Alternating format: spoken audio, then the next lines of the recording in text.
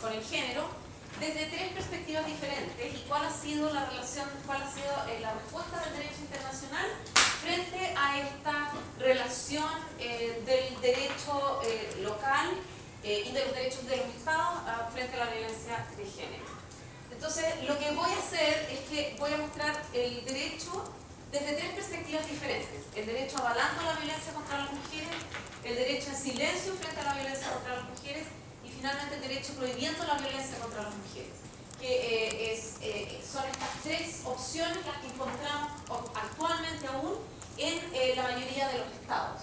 O sea, la relación del derecho con las mujeres no ha sido una relación necesariamente feliz, y las mujeres no han sido, y el derecho se ha construido y ha construido los daños a partir de aquellos que construyen el derecho y no aquellos que sufren el derecho. En la medida en que la mayoría de las mujeres no han estado en la parte de la construcción del derecho, los daños que perciben las mujeres no han sido necesariamente cubiertos por el derecho, como les señalaba anteriormente.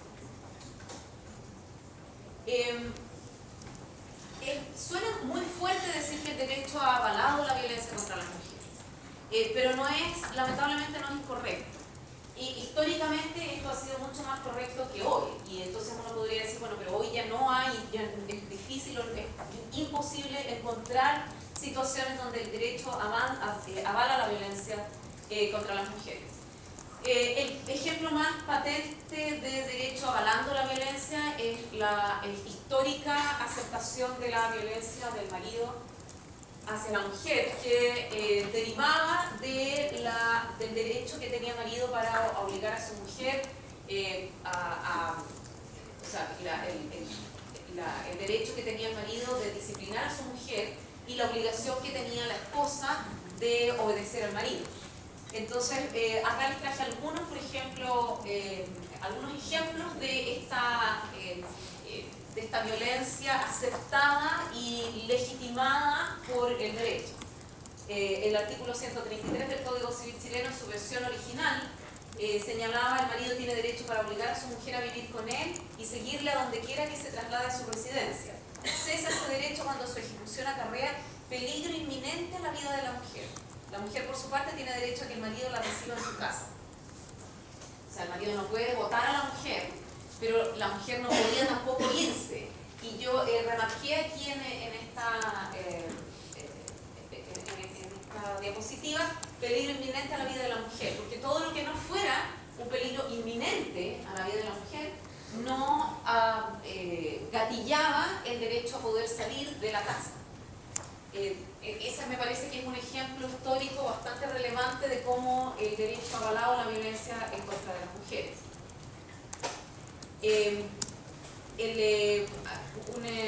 Un autor español, encontré yo esta cita, que históricamente señalaba: yo entiendo que debe competirle al marido el derecho de castigar moderadamente a la mujer, en cuanto sea necesario para mantener el buen orden de la familia, del que es responsable. La mujer debe obedecer al marido. Es un homenaje tributado al poder protector y una consecuencia necesaria de la sociedad conyugal que no podría subsistir si uno de los esposos no estuviera subordinado al otro.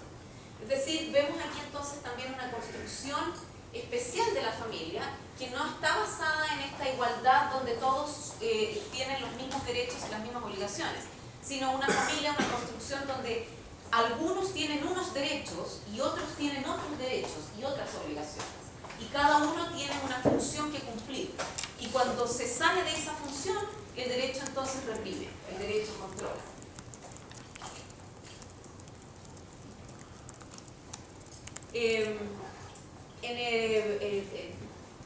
La historia del Código Napoleónico se señala que Napoleón habría señalado que el marido debe tener poder absoluto para decirle a su esposa: señora, usted no saldrá, señora, usted no puede ir al teatro, usted no se puede juntar con tal o cual persona, porque si usted llega a tener un hijo, ese hijo es legalmente mío.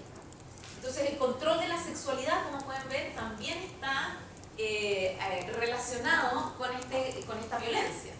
En el fondo, ¿de dónde viene la legitimidad del marido para controlar a la mujer? Viene de la presunción de la paternidad. O O sea, le está diciendo a la mujer, si todos los hijos que tú vas a tener van a ser míos, más vale que yo sepa con quién te juntas y dónde andas. De manera que efectivamente los hijos que se presume que son míos sean míos. Un segundo ejemplo, entonces tenemos como primer ejemplo la idea de la violencia, que el marido la mujer le debe obediencia al marido y toda la violencia que puede generar esa premisa. Pero un segundo ejemplo que tenemos es la violación sexual entre cónyuges. Vamos a parar aquí para que ustedes puedan completar la evaluación.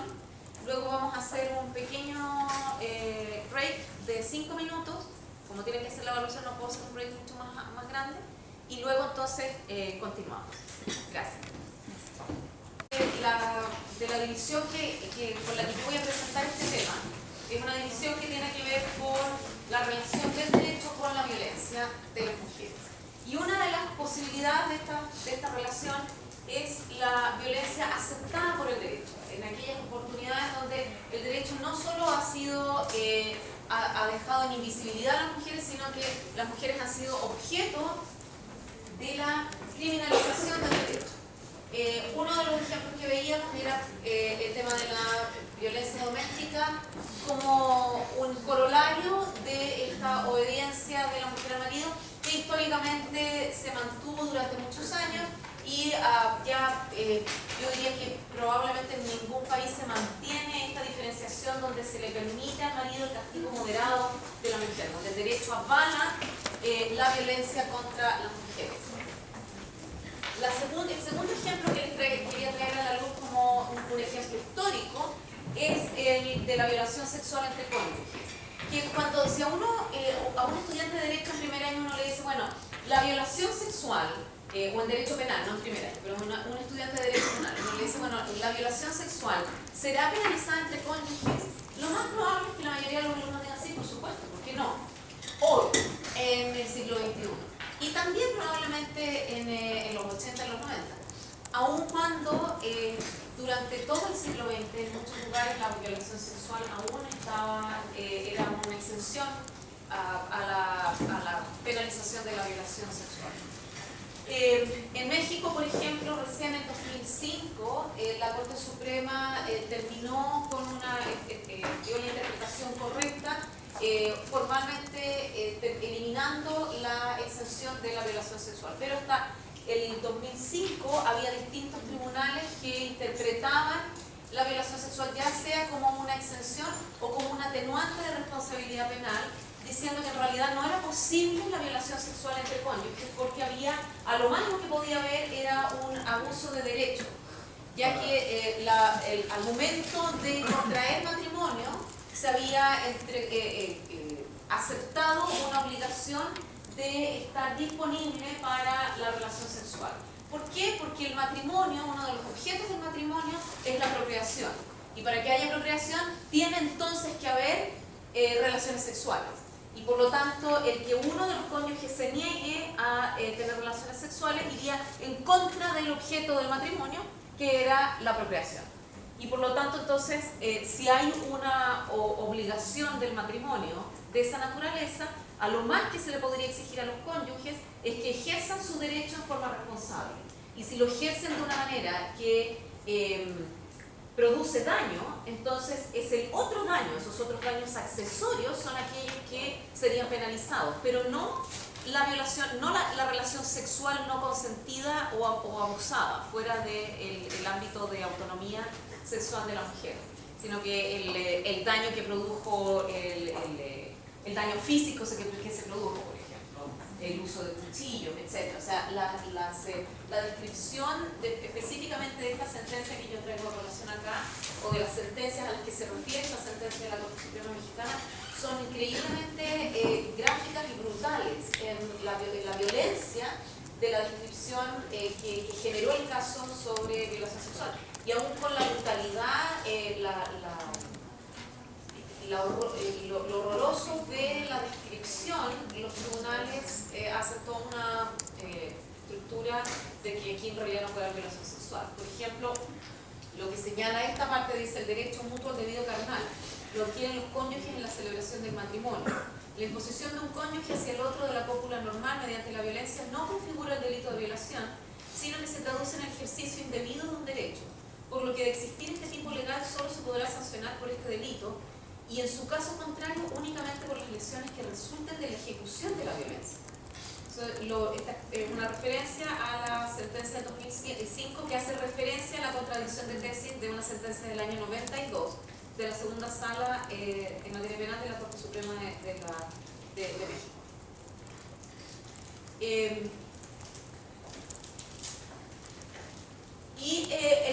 Otro ejemplo de avalar la violencia, del derecho avalando la violencia contra las mujeres, lo vemos por ejemplo en estos estereotipos de clasificaciones que eran muy comunes en el derecho penal y que hoy se han ido eliminando paulatinamente, que tienen que ver con el uso de la libertad sexual por parte de las mujeres. Entonces, los conceptos de mujer de mala fama y de buena fama, mujer de buena reputación y de mala reputación, contra el honor, etc. El primer día yo les traía a colación algunos ejemplos de cómo aún hoy hay en algunos sectores se ha intentado mantener de alguna manera esta clasificación de las mujeres de mala reputación y de buena reputación. La referencia que yo hago acá es a una sentencia de la Corte Suprema de El Salvador que señala que es del 1990, o sea, no es tan, o sea, históricamente no es tan vieja, como se puede fijar. Y que se refería al tema de la violación de prostituta porque el Código Penal de El Salvador establecía una tipificación diferente de los delitos en el caso de la violación de prostituta que de otra persona. Entonces, tipificaba dentro de los delitos contra el pudor y la libertad sexual la violación de prostituta con una pena de prisión de 3 meses a 2 años, que era mucho menor a la pena de violación de cualquier otra mujer. Entonces, la pregunta que surgiera, bueno, ¿puede haber violación de prostituta? ¿Debe ser tratada como violación o debe ser tratada como con menos pena? El tribunal cita en su exposición de motivos la exposición de motivos del anteproyecto del Código Penal de Venezuela de 1967, que fue un antecedente directo del Código Penal de El Salvador. Y dice, ha dado lugar en muchos países a debates y soluciones incorrectas la llamada violación de prostituta. El absurdo empeño de que la violación no es más contra la libertad sexual ha llevado al acerto de que una meretriz pueda ser violada, olvidando que la violación es, sobre todo, un delito contra el pudor. El acto violento para yacer con una ramera no sería más que un delito de coacción. O sea, estamos hablando de 1990, finales del siglo XX, no estamos hablando del 1800, y hay tantas cosas malas con esta frase que uno podría hacer una clase solo sobre esta frase, ¿no? O sea, el hecho de hablar de meretriz, de ramera, prostituta, es un absurdo. Y lo más increíble es que la justificación es que la violación no es un delito contra la libertad sexual solamente, no es un delito contra la persona que sufre el ataque, sino que es un delito contra el pudor. Y esto tenía una relación muy directa, o sea, esto es corolario simplemente de cómo se había estructurado históricamente la violación sexual como un delito contra el honor, que es algo de lo que hablábamos también en las clases anteriores, que en realidad la violación no estaba en los capítulos, la violación sexual, el rapto, bueno, y todas estas figuras además del rapto de doncella. O sea, es bien interesante, si ustedes están interesados en estos temas, revisar los códigos penales históricamente, los originales, o no tanto originales lamentablemente, pero hay incluso reformas que llegaron, que vienen solamente después del 2005, por ejemplo. Pero revisar dónde estaban originalmente puestos estos delitos, para ver efectivamente cuál era el tipo de daño que se trataba de atacar. O sea, obviamente que quienes construyen el derecho están buscando controlar sus propios intereses y proteger sus propios intereses y de la gente que los rodea. Entonces, el hecho de que la violación sexual fue un delito contra el honor les da una pauta de dónde estaba posicionada la mujer en el derecho en ese momento. Y cuando digo en ese momento me refiero históricamente hasta hace muy recientemente. ¿Preguntas o comentarios? Nada. quiero hablar con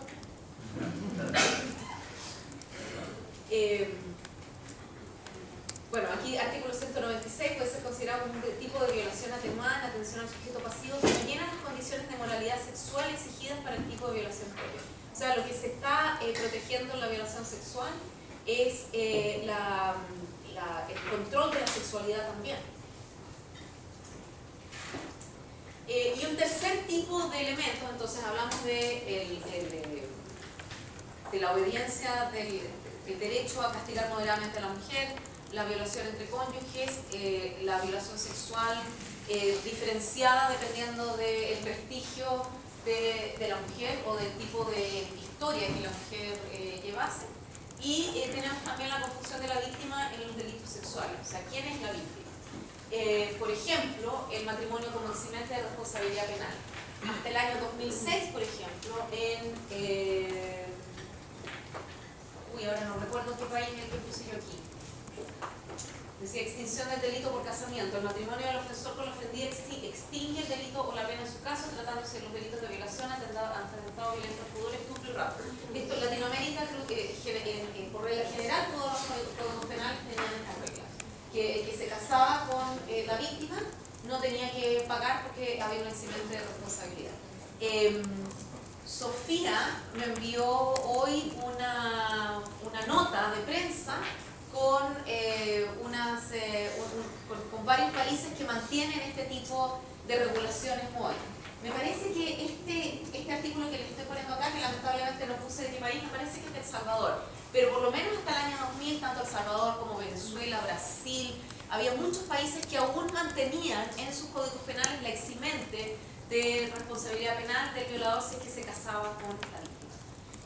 Sofía, no sé si puedes contar un poquito más sobre la nota. Lo tengo aquí ahora mismo. Son países en realidad son del Medio Oriente, está Jordania, los United Arab Emirates, Saudi Arabia, en Egipto y en Afganistán. Todavía tienen disposiciones que victimizan a la víctima.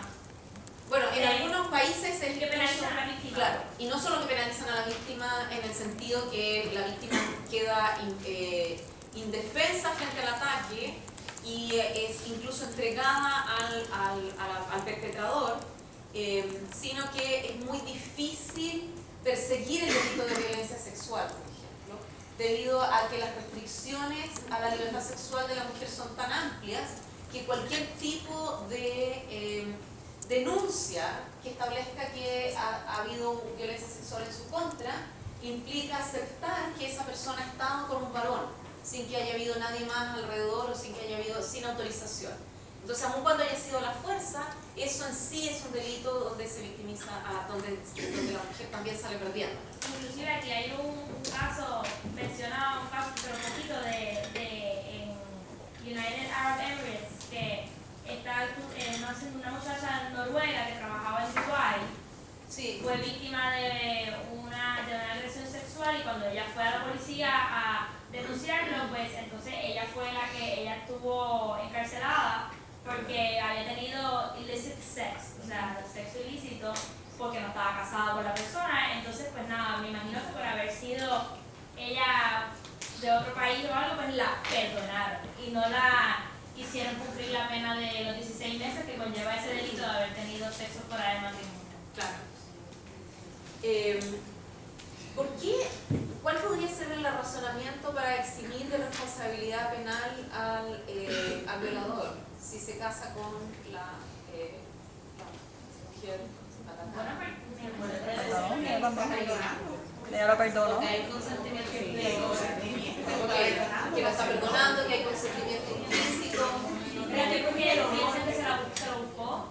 ¿Perdón? Tal vez piensan que pues ella tal vez hizo algo que entonces él hizo que él actuara de esa manera y que la agrediera sexualmente. O sea, también puede haber algo de eso. Edith. Pienso que tal vez al casarse con esta muchacha que ya pues fue deshonrada por él mismo, ¿verdad? Pues él restituye el honor de esa forma. Restituye el honor de la familia de la muchacha. Sí, precisamente, exacto, que ese delito usualmente se entiende que tiene algo que ver con el honor, ¿no? Lo que dice la compañera, yo creo que el matrimonio, ¿verdad? Es de alguna manera, ¿no? donde se piensa que se restituye ese honor, ¿verdad? A ese Sobre todo cuando, o sea, cada vez es menos el valor cultural que se le da en la región a la virginidad, pero todavía tiene mucho valor esto de la mujer pura. Y yo siempre lo comparo con los letreros que están en las tiendas que venden cosas delicadas, que dice, si lo rompe lo paga, se lo lleva. Esto es más o menos lo mismo, lo rompió, se lo lleva y se queda con él. Es un damaged good. Entonces, si es un damaged good, ya no sirve, ya no podemos hacer nada con él, mejor que se quede con el producto dañado. Carlos. Inclusive las legislaciones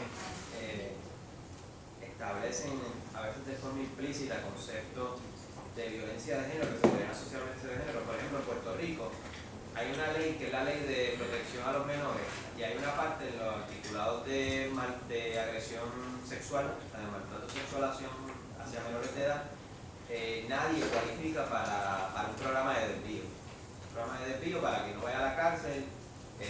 En ese caso, específicamente de la agresión sexual en Puerto Rico, si una persona abusa sexualmente a un niño, no califica para el programa de desvío y se tiene que enfrentar a otro proceso de la cárcel.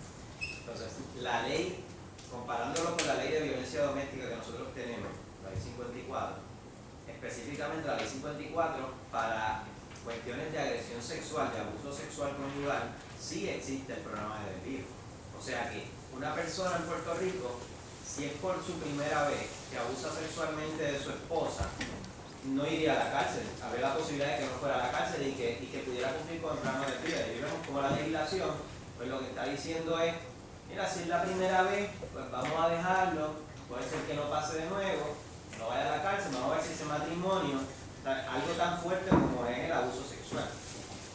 En los temas de violencia doméstica, por ejemplo, algunos problemas que se han producido son problemas procedimentales, cuando ya se reconoce el derecho que hay un problema y que hay un daño, y recoge el daño y lo formaliza, lo oficializa como un daño estatal, un daño que reconoce el Estado. Algunos de los mayores problemas que tienen es procedimentalmente, como no sabemos todavía mucho sobre la violencia doméstica y cómo actúa o cómo opera, los procedimientos han estado llenos de problemas. Uno de ellos es la mediación. El aceptar que, bueno, si hay violencia doméstica, entonces vamos a resolverlo con mediación, sin tomar en cuenta el desbalance de poder que existe entre el perpetrador y la persona golpeada. Que en el fondo, si hay un patrón de violencia doméstica, hay un patrón también de control psicológico. Poner a dos personas a mediar, la mediación opera en base a que las personas que están negociando, que están conversando, son personas que están en igualdad de condiciones. Entonces, opera en base a premisas que no son correctas, en el fondo, cuando hay mediación. Solo recientemente ha habido legislaciones que han empezado a entender esto y entonces han eliminado, por ejemplo, la mediación dentro de los procedimientos de violencia doméstica. Me parece, por ejemplo, que Colombia cambió su legislación de mediación, o sea, tiene varios modelos de mediación obligatoria, mediación posible y de prohibición de mediación. No estoy segura si Colombia cambió a prohibición de mediación, pero claramente claramente no hay mediación obligatoria por lo menos, no estoy segura. Jesús.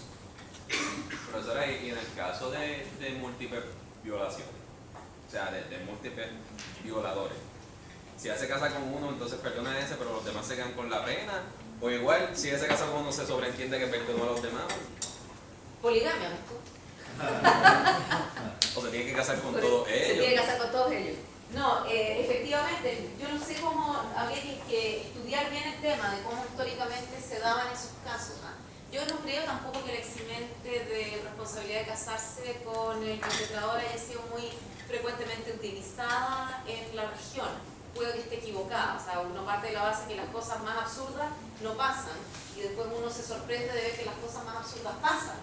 Entonces puede ser que efectivamente haya sido una cosa que históricamente se ocurría frecuentemente y que entonces ahí puede que haya bastante escrito respecto de qué es lo que pasa cuando se trata de violaciones múltiples, pero de verdad que no tengo idea, no sé.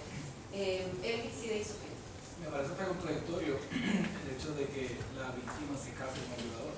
No, es como que un choque de conceptos totalmente gigante, porque tratando de uno ponerse en los zapatos de la víctima, una persona que es violada, supongo que en su psiquis guarda un cierto rechazo hacia la persona que la violó. Pero ¿quién es la víctima? El tema es ese. Depende de dónde sitúas el delito, es quien sufre el daño. Y el problema precisamente de tener de haber conceptualizado la violación sexual como un problema de honor, es que el daño no lo sufría directamente la víctima, quien es la violada, sino la familia. Entonces, para consolar a la familia es que se tiene que llevar a este producto dañado y se tiene que casar, pero en el fondo el problema es que quien es violada ya no es un buen partido para casar. ¿Te fijas? Entonces, tú tienes toda la razón. Si es que efectivamente el delito de violencia sexual es conceptualizado como un delito contra la autonomía, un delito contra la libertad sexual, pero si es conceptualizado de otra manera, entonces el daño, la reparación del daño genera otras medidas, obviamente, porque es otro daño, estamos hablando de otro daño. Algo que nos parece tan razonable como que, bueno, quien está siendo físicamente agredido, el daño lo está sufriendo quien está siendo agredido, no era tan obvio históricamente y hasta recientemente en nuestra legislación. ¿Sofía? Sí, muchas mujeres se suicidaban después de esto y en Jordania hay una práctica de que cuando una mujer era agredida sexualmente, pues la familia la mataba porque iban a seguir iban a seguir manteniendo a esa mujer que ya no podía salir de ella, era pues de dar comida y tener que mantenerla y después no iban a poder salir de ella, y por eso es que muchas de las personas que defienden este tipo de ley la defienden a base de eso, que pusimos esto porque entonces se casa con ella y pues entonces no la matan. Ay, qué bueno, gracias por el favor. Claro, es para protegerla. Es para protegerla. Tú estabas levantando mano y... duda y comentario. Primero que si, de este artículo, si ahí existía también lo que se conoce como en Puerto Rico como violación técnica, que es una violación por la edad, no porque la obligó a tener relaciones, sino porque la persona era menor de edad. Sí, claro. Porque para mí este tipo de articulado, obviamente el matrimonio tiene que ser por consentimiento, y este tipo de artículo creo que más bien dirigido a ese tipo de violación, de que es una violación técnica donde hay un consentimiento hasta en la relación sexual, y pues para evitar el problema que se procese penalmente, pues si te casas, pues está exento de la acción penal. Pero si te fijas, aquí no es un tema de si hay una violación de menor de edad o si es un tema de estupro, sino que se trata de cualquiera sea el caso de violación. Pero la víctima tendrá que consentir en el matrimonio. ¿Cómo? La víctima, la violada, tendrá que consentir a casarse. Claro. En ese caso, pero, ¿qué significa el consentimiento? ¿Cómo se consiente? O sea, ¿cuál es la presión de la familia? En el fondo, de nuevo, volvemos a este tema del contexto. ¿Dónde estamos nosotros situados? ¿Cómo nosotros interpretamos nuestras leyes? Tiene que ver con el contexto. El que haya en el 90 la Corte salvadoreña haya dicho no, como es imposible pensar en la violación de una ramera. Tiene que ver con el contexto, o sea, las leyes no están en un vacío, simplemente tienen que ver con dónde estamos nosotros situados. Por eso es que tampoco sé, y el hecho de ver que existían estas leyes hasta el 2000 y tanto, tampoco se puede interpretar como una práctica generalizada en contra de las mujeres. Lo único que nosotros podemos inferir es que formalmente aún el derecho no recogía el daño específico que sufren las mujeres con la violación sexual. O sea, si uno relaciona las estadísticas de cuántas personas sufren violencia sexual anualmente en un país determinado, y quiénes son quienes sufren violencia sexual, y los resultados te dan que son mayoritariamente mujeres. Voy a mostrar algunos datos, por ejemplo, en temas de tortura. Cuando hombres y mujeres son torturados, los hombres reciben un tipo de tortura más del 60% y las mujeres menos, etc. Cuando llega la violencia sexual, 99% de las mujeres reciben violencia sexual. Entonces tú tienes un incremento de un tipo de violencia que sufre un tipo de persona, que son las mujeres, mayoritariamente. Y eso es lo único que nosotros podemos inferir, que el derecho no ha entendido aún cuál es el daño. Pero no podemos inferir que de esta disposición, que esta disposición haya significado que en El Salvador la mayoría de las mujeres violadas las obligaban a casarse con sus perpetradores. Esa es una consecuencia que no se infiere de esta disposición. Lo único que se infiere de esta disposición es que el derecho avalaba de una manera indirecta, por lo menos, la violencia en contra de las mujeres al no tener una respuesta clara en contra de la violencia sexual. Y finalmente, y este me parece que es el tema más interesante porque es un tema que generalmente no se relaciona con violencia, sino que se analiza desde el punto de vista de los derechos sexuales y reproductivos, me interesaba hablar de un cuarto tipo de violencia avalada por el Estado y que es la que se produce como resultado de la prohibición del aborto terapéutico. No del aborto en general, no estamos hablando acá del aborto en términos generales, es decir, buenos malos, sino simplemente del caso de cuando la vida o la salud de la mujer, e incluso podemos decir solo cuando la vida de la mujer está en peligro, si se acepta o no se acepta el aborto. De nuevo, es importante mirar las estadísticas para ver si efectivamente este tipo de estatutos, como la prohibición del aborto terapéutico, efectivamente generan un resultado dañino o no. Entonces, si vemos las estadísticas, por ejemplo, de la Organización Panamericana de la Salud, en Latinoamérica y el Caribe el 18% de todos los nacimientos son de madres que tienen entre 15 y 19 años. Y cada año hay más de 1.2 millones de embarazos no deseados de niñas adolescentes, de los cuales el 51% lo forman niñas solteras. Es decir, o sea, hay un problema del embarazo no deseado y hay un problema de embarazo en poblaciones de alto riesgo también. A nivel mundial, el 13% de las muertes maternas son producto de abortos inseguros. En Latinoamérica, el aborto terapéutico, o sea, el aborto penalizado a todo evento, como les digo, no estamos hablando y no quisiera yo, por lo menos en este momento, generar una discusión sobre la corrección o la incorrección del aborto, sino simplemente de hablar de cuando el balance es cuando está en peligro la vida de la madre. En este momento Chile penaliza el aborto en todas circunstancias y lo hace desde 1989. O sea, estas son prohibiciones recientes. Eso es lo que lo hace interesante. No son prohibiciones que históricamente se han mantenido. El Salvador desde 1997, Nicaragua desde 2008, República Dominicana desde 2010. Algunos estados de México también penalizan el aborto a todo evento, especialmente después de que el Distrito Federal despenalizó el aborto. Otros estados de México comenzaron a fortalecer la prohibición del aborto y prohibir el aborto terapéutico también. No sé si hay algunos otros países de Latinoamérica que hoy tengan también prohibición absoluta, pero esos son por lo menos datos que lo que es interesante es que son datos modernos, son contemporáneos, no es una práctica histórica, sino que es una práctica de un nuevo movimiento de reforzar el control del aborto.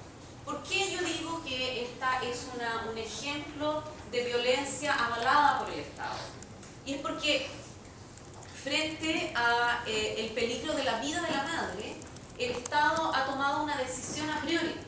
No es una decisión que quede a cargo ni de la mujer cuya vida está en riesgo, ni de los doctores o de las doctoras que están en posibilidad, que tienen la información para definir cómo se salvan más vidas, por ejemplo, sino que es una decisión a priori de una entidad que no tiene información respecto de cada individuo, de cada persona, de cada mujer que va a estar en situación de tener que decidir si vive o muere y quién vive o quién muere.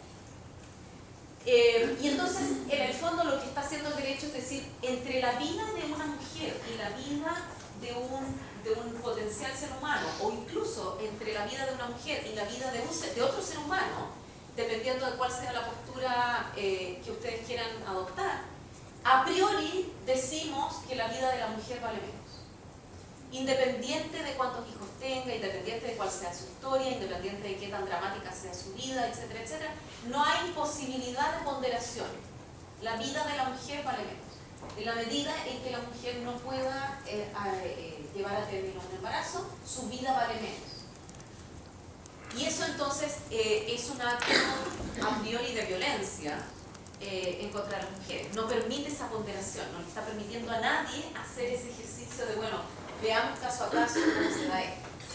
Por eso a mí me parece, y les digo, y repito, generalmente este no es un tema que se vea como desde una perspectiva de la violencia, sino como una perspectiva de derechos, pero me parece que es un ejemplo contemporáneo de cómo el derecho acepta que avala o acepta que haya violencia legítima en contra de las mujeres en un momento determinado sin que haya necesariamente una culpa por parte de las mujeres, o sea, incluso las mujeres que no lo han pedido.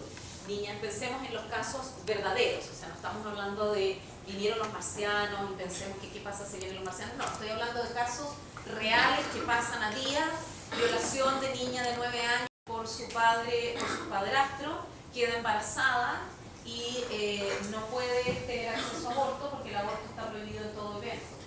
¿Y qué hacen en ese momento? Niña de 13 años, en el caso de Chile, esto ocurrió hace muy poquito, hay casos, bueno, el caso de México, de que en México aceptaba el aborto terapéutico, pero como es tan fácil obstaculizar un aborto, varios grupos se opusieron, los doctores se opusieron y finalmente hay una niña de 9 años, que, bueno, que es un caso internacional del que hablaremos un poco más adelante. O sea, hacer que una niña de 9 años lleve a término el embarazo de una violación es un acto completamente violento. Incluso si nosotros describiéramos el acto sin decir nada respecto de, o sea, si nosotros dijéramos, será tortura ponerle algo a una mujer por la fuerza adentro de su cuerpo, ponerle algo a una persona dentro de su cuerpo, este algo va a crecer y va a generar cambios permanentes en esa persona, que va a tener ese algo creciendo dentro. No estoy diciendo nada, no estoy diciendo que es una mujer ni un hombre, nada, simplemente estoy diciendo a alguien forzadamente se le metió adentro, se la esforzó físicamente y sin su consentimiento y durante muchas veces se le forzó a que se le penetrara algo dentro de su cuerpo hasta que ese algo comenzó a crecer y ese algo generará cambios permanentes y ese algo solamente se le puede quitar de su cuerpo después de un número determinado de meses. Si yo les pregunto a ustedes, bueno, ¿eso les parece que genera un daño o no genera un daño? Probablemente ustedes me dirían, sí, eso suena a tortura, eso suena a tortura. Pero si entonces hablamos de, bueno, a una mujer que ha sido, a una niña de 9 años que ha sido violada, o una mujer que tiene cáncer y que está embarazada, y que la única manera de eliminar, o sea, de sanarse del cáncer es con quimioterapia, le niegan la quimioterapia porque la quimioterapia va a matar al feto, ¿es violencia o no es violencia? O sea, a priori, que el Estado haya tomado esa decisión es una forma de violencia que creo que es interesante por lo menos analizarlo desde el punto de vista de la violencia. Estos son todos los ejemplos que yo les doy, son ejemplos reales, no son ejemplos que, como les digo yo, que vinieron los marcianos y se tomaron la tierra, o vinieron los zombies y no sé por qué los americanos tienen esta obsesión con el apocalipsis de los zombies. No sé, escuché en Latinoamérica nadie referirse a un zombie apocalipsis, pero en Estados Unidos como un ejemplo recurrente es el zombie apocalipsis. No sé cuál es la relación de Puerto Rico con los zombies. No sé si se usa como ejemplo recurrente.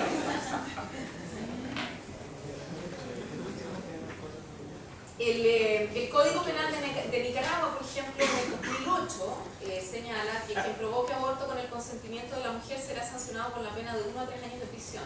Si se trata de un profesional médico sanitario, la pena principal simultáneamente contendrá la pena de inhabilitación especial de 2 a 5 años para ejercer la medicina o oficio sanitario. Por eso es que esto es muy complicado, porque entonces las médicas y los médicos tienen temor, obviamente, de si realizan un procedimiento, pueden ser sancionados y perder la posibilidad de seguir trabajando. O sea, no estamos hablando de una cosa tan liviana. Bueno, no es liviano tampoco irse a la cárcel, pero uno podría pensar que hay ciertas disposiciones que son tan exageradas que no se practican. Pero la sanción por no poder practicar su profesión parece ser una sanción bastante más posible en el fondo, y que yo creo que genera un temor real en los profesionales de la salud. A la mujer que intencionalmente cause su propio aborto o consienta que otra persona se lo practique, se le impondrá pena de 1 a 2 años de prisión. El Código Penal de Nicaragua antes de la reforma señalaba: el aborto terapéutico será determinado científicamente con la intervención de 3 facultativos por lo menos y el consentimiento del cónyuge o pariente más cercano a la mujer. O sea, como ejemplo, les quería traer el caso de Beatriz, que es una mujer de 22 años en El Salvador, y probablemente algunos de ustedes escucharon del caso de Beatriz, porque estuvo en todos los medios de comunicación hasta hace poco, porque este es un caso muy reciente. ¿Alguien escuchó sobre el caso de Beatriz?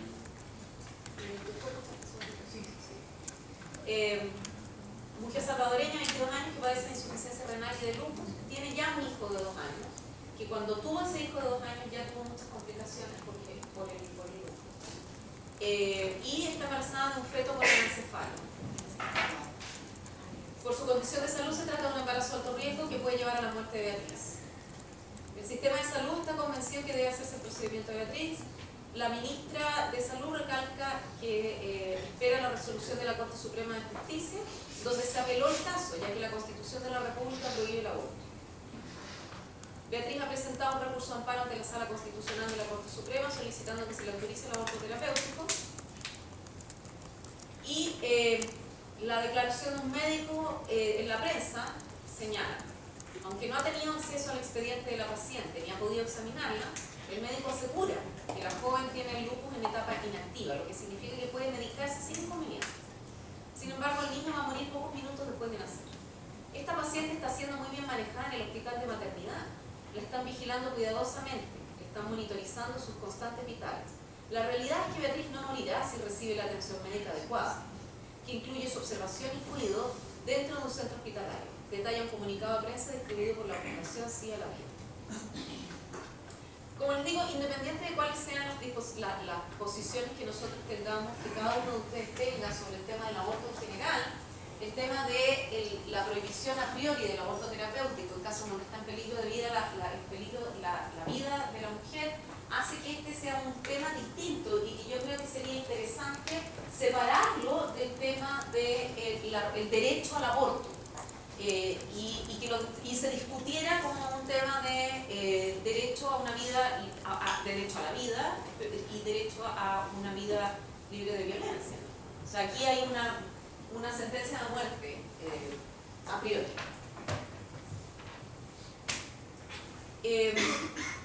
El derecho internacional ha tenido un rol importante en interpretar y en entregarle a los estados recomendaciones, tanto el derecho internacional, el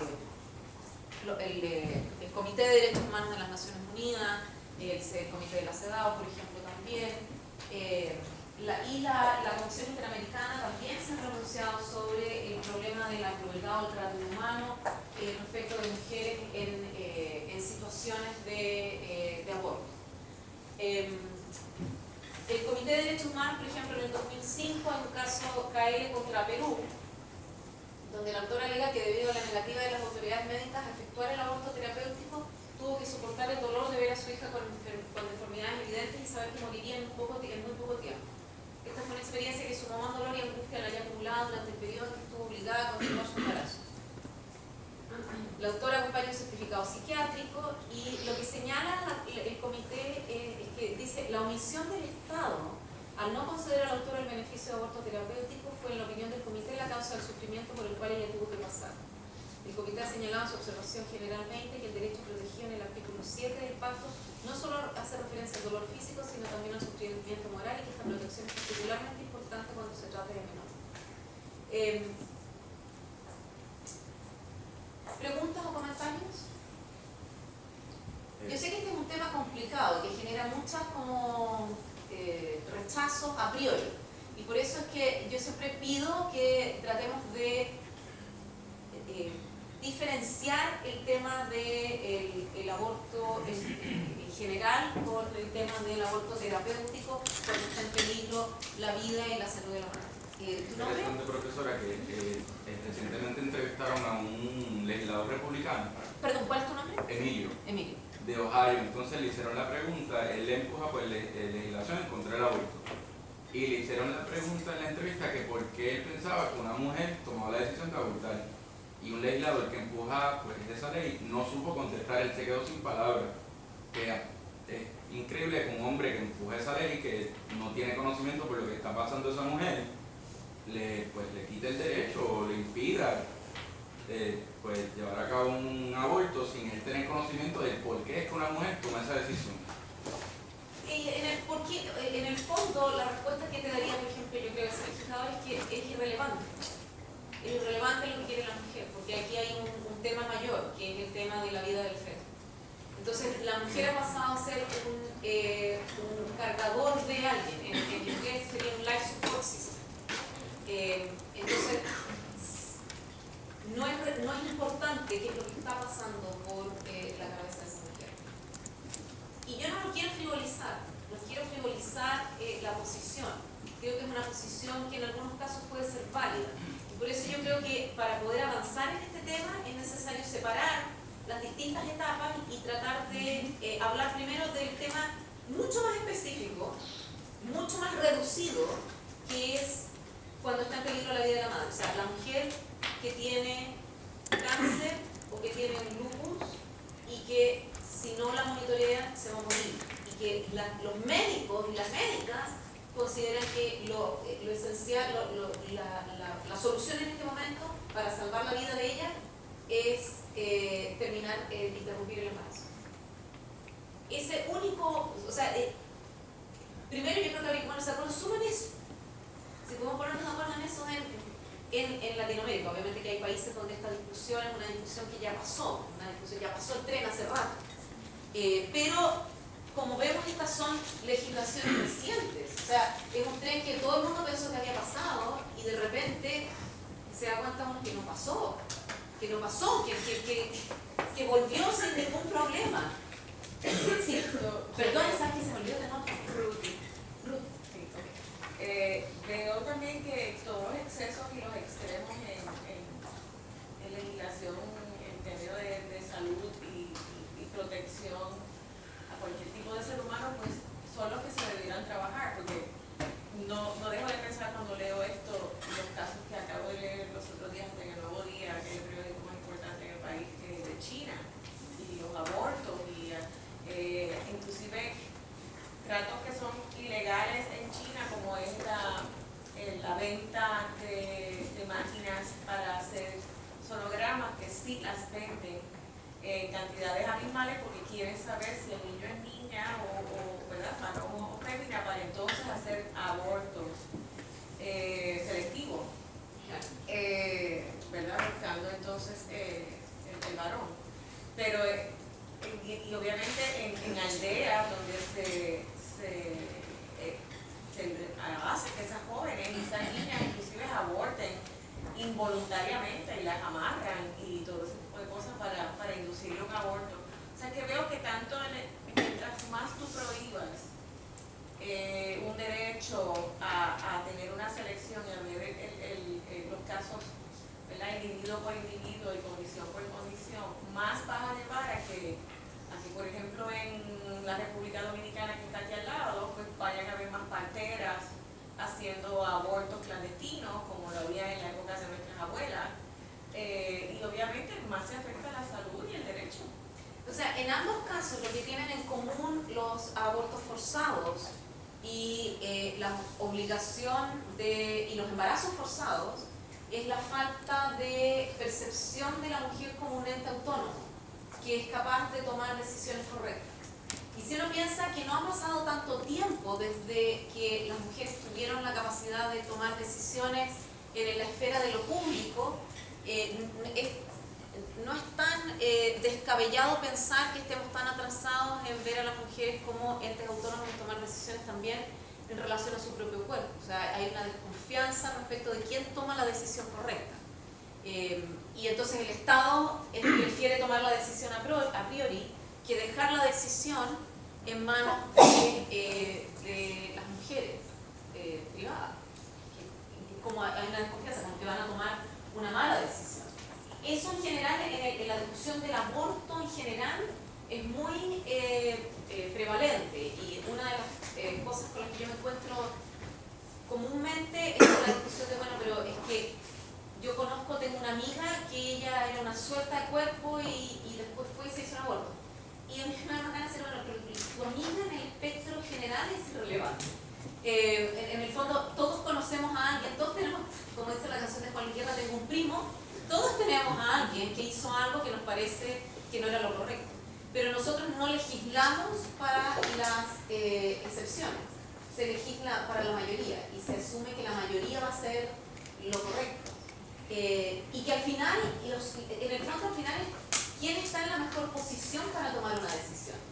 Dejemos de lado el tema del aborto en términos generales y solo pensemos en el tema de el peligro de la vida o la salud de la vida. Y yo asumo que el embarazo de una niña de 9 años es un embarazo que pone en riesgo la vida física y psíquica de esa niña. Entonces, no discuto, y puede que algunos de ustedes discrepen de mí, pero no me parece que sea necesario poner a discutir si efectivamente ese es un caso que podríamos llamar de aborto terapéutico. Pero en general el caso más obvio es el de cuando la mujer está que se muere y la única manera de que no se muera es interrumpir el feto, y el Estado ha tomado la decisión a priori de que es más importante proteger la vida del que está por nacer que la vida de la mujer que lleva a término ese embarazo. Yo siempre he pensado que cuando está en peligro la vida de la mujer, o cuando fue obligada a hacer ese acto, deberían darle la opción de hacer el aborto, porque es una vida la que está en peligro. Fuera de ahí, no deberían darle la opción, porque veo que estamos hablando de que si se tomó una decisión, que ella tiene derecho a tomar una decisión, que ella tomó la decisión cuando quiso estar con el hombre. Si fue forzado, entonces sí deberían darle un aborto. Si la persona tiene un problema de salud que va a morir, obviamente deberían dejarle un aborto, porque primero es mi vida que la de un feto que no se sabe si va a llegar a nacer o no. Por eso creo yo que es importante hacer la distinción, independiente de que estemos en desacuerdo o no respecto de la opción del aborto en otros casos. Me parece que el aborto terapéutico es una discusión de violencia, que tiene que ver con violencia. Al forzar a una mujer a arriesgar su vida. Lo que sucede es que si añaden en el problema terapéutico o problema físico, añaden problemas emocionales o psicológicos, ahí se pueden hacer todos los abortos. Porque tú consigues un médico que tú vas al médico y el médico aguanta el papel, aguanta lo que sea, y tú vas y dices, yo me estoy volviendo loca con este embarazo, pues ya hay que hacerle un aborto. O sea que ahí ya como que añadir ese punto de vista sería como expandirlo tanto que entonces se permitiría, como hoy en día, cualquier aborto. Y es una opción, o sea, como les digo yo, en esta clase no quisiera discutir el aborto, porque eso puede llevar, eso es otra clase. Es otra clase. Y podemos estar así por horas discutiendo. O sea, cuando mi padre me dice, bueno, pero ¿y qué opinas tú del aborto? Y son las 3 de la mañana, le digo, no, pues papá, 3 de la mañana, no, vamos a acostarnos a las 10 de la mañana, no. Si quieres hablamos del aborto, empecemos a las 3 de la tarde. Yo quería añadir brevemente, estamos hablando de todos estos temas desde la perspectiva del derecho humano. Sí. Y que hay con el derecho de esa madre. O sea, entonces nos preguntamos que quién toma la decisión. Pero yo creo que todo tiene que ser flexible. En un caso previente como lo que estamos viendo ahora mismo, pues para ellos se puede llevar a consideración los médicos que van a ser los peritos. Tenemos esta situación, está prohibido el aborto, pero entonces vamos a donde un juez y el derecho que tiene la madre entonces de elegir qué vas a hacer. Y ahí el Estado, de alguna forma, pues no tiene responsabilidad ante ello, porque defendemos el derecho de la madre y los de ella. Es una violación a los derechos de ella de elegir, de intimidad, de decidir lo que va a hacer. Bueno, eso es lo interesante cuando vemos, por ejemplo, el catálogo de derechos individuales que nosotros hemos aceptado como ya, como que asumimos que son, que asumimos su corrección. El derecho a la vida, el derecho a la integridad física, el derecho a la autonomía, son derechos que aceptamos, pero desde un prisma muy reducido respecto de los daños. O sea, el derecho a la vida, estamos pensando, bueno, si viene alguien con un cuchillo y nos mata. El derecho a la integridad física, lo mismo. Bueno, si es que alguien puede venir y forzarme a entregar mi billetera. El derecho a la autonomía, bueno, si alguien puede decirme qué profesión quiero ejercer. Pero esas son formas reducidas de ver los derechos. Y son reducidas porque son muy generales. O sea, son aquellos daños que son muy obvios porque todo el mundo los puede sufrir. Pero el daño del embarazo es un daño que no todos lo pueden sufrir. Y que entonces es difícil extrapolar, es difícil hacer entender cuál es el daño. Perdón, ¿tú Laura. También yo creo que hay unos asuntos socioeconómicos que pueden redundar en el daño a los derechos humanos de las mujeres, en el sentido de que si una mujer es escasos recursos, que está en un estado de embarazo no deseado y le prohíben el aborto, entonces está siendo obligada a criar un niño que tampoco va a tener los medios ni las facilidades ni quizás la vida digna que podría merecer. Entonces, si el Estado interviene en la prohibición, luego entonces no interviene en el bienestar de ese menor una vez nazca, al haber prohibido el aborto. Entonces ahí yo sí creo que hay una violación terrible a los derechos tanto de la mujer como de ese menor que ha nacido a una vida que tampoco ha sido digna. O sea, creo que el tema de la violencia se mantiene a lo largo de todas las posibilidades de aborto, incluso en el aborto de si puede una mujer decidir interrumpir un embarazo autónomamente. Lo único que yo estoy diciendo es que para efectos de esta clase yo preferiría no entrar a la discusión completa porque genera una distorsión en la discusión que nos impide avanzar. O sea, cuando se trata del tema del aborto, son otras las dinámicas que tenemos que entrar y entonces nos vamos a olvidar de cuál era el objeto de la clase. Entonces, por eso, en el fondo, les quería traer como ejemplo el problema que se produce cuando el aborto terapéutico está prohibido y cómo se acepta entonces, se avala la violencia donde la vida de la mujer vale menos a priori que la vida del feto o como quieran, independiente de cuál sea la posición que ustedes tomen respecto de qué es lo que, cuál es de qué es lo que es el feto. Independiente de eso, a priori se hizo un juicio de valor de cuál es la vida que se va a salvar. Entonces, solo a modo de ejemplo, me parece a mí muy interesante en las actas constitucionales de la Constitución de Chile de 1980, hay una discusión respecto del derecho a la vida.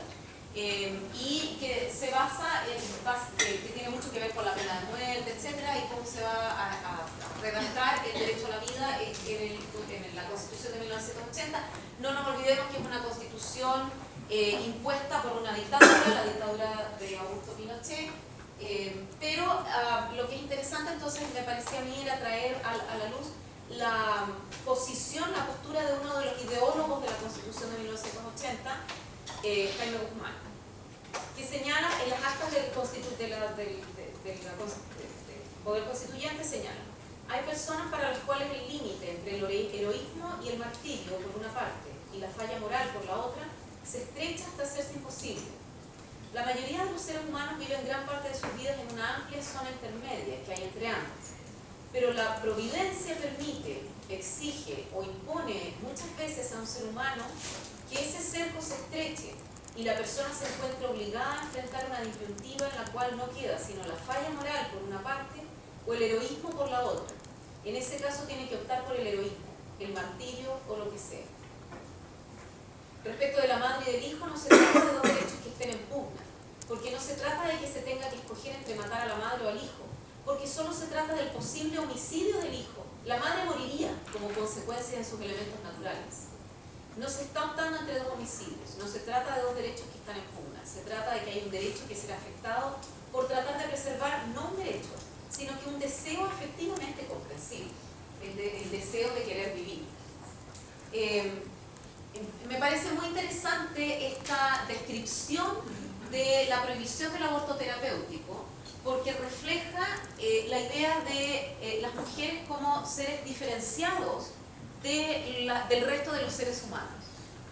Entonces, las mujeres no son de seres autónomos, sino que son mártires, heroínas o seres inmorales que prefieren vivir y matar a un feto, a morir y dejar vivir un feto. O sea, esa es la postura que se refleja de esta lectura. Y es una postura bastante simple, porque no dice nada de, bueno, ¿qué pasa con las mujeres que tienen 5 hijos? Y que el sexto, si viene mal, ella se muere. Es preferible que se muera ella y hay 6 niños, 5 niños que se quedan sin madre. O no. Entonces, entramos al problema, bueno, de que la moral no permite supuestamente este tipo de discusiones, o sea, donde una persona y 100 valen lo mismo. El típico ejemplo de las discusiones morales, bueno, si hay una bomba en un estadio, se puede matar al que puso la bomba, y el respeto obviamente que no, porque matar a una persona y matar a 100 es igualmente inmoral, etc. Pero también sabemos nosotros como abogados y abogadas que no es tan simple el razonamiento, y que desde el punto de vista del derecho no podemos tener una solución tan simple, como que digo, bueno, entre la vida de uno y la vida del otro vale más la vida del feto, porque es menos culpable de todo.